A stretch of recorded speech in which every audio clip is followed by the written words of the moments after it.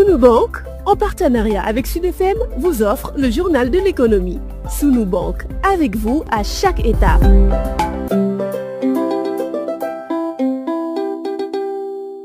Bonjour, ce numéro est consacré aux prévisions et à l'exécution du budget 2027 avec le gouvernement qui a notifié aux institutions et aux départements ministériels une enveloppe budgétaire indicative globale de 2,450 milliards de francs CFA.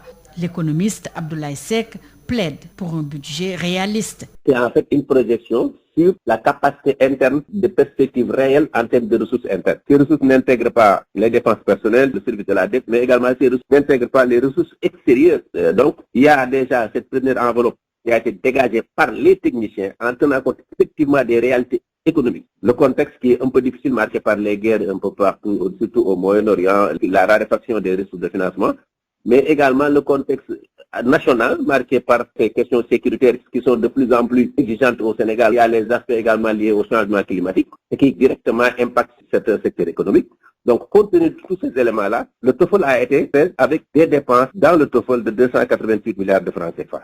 C'est un grand montant, oui, mais ce montant-là représente moins de 5% en général du budget global. Mais aussi, il faudrait savoir que ce montant peut être revu à la hausse comme à la baisse. Chaque département ministériel ou chaque institution a ses priorités. Et maintenant, au sortir de ces arbitrages-là, avec les techniciens qui ont déjà fait le cadrage macro autour de la lettre circulaire, on va essayer de faire des ajustements. Donc, c'est pas encore quelque chose de stable et de figé. C'est déjà bien de commencer cette première phase avec cette lettre, mais également en étant réaliste. Ce réalisme-là nous permet de stabiliser un peu la trajectoire budgétaire actuelle. Si on veut faire un budget pour faire un budget, c'est pas possible. Il faut aller vers un budget le plus réaliste possible, le plus faisable possible. Mais inscrire des crédits dont on n'est pas sûr à 50, même 40% de pouvoir les atteindre, c'est se leurrer soi-même. Il faudrait qu'on essaie d'avoir des budgets qui traduisent la réalité économique quand même conforme à la réalité sénégalaise. Mais tout cela dépendra maintenant de l'approche des dépenses et de la recherche de l'efficience parmi les dépenses qui seront appelées à être exécutées.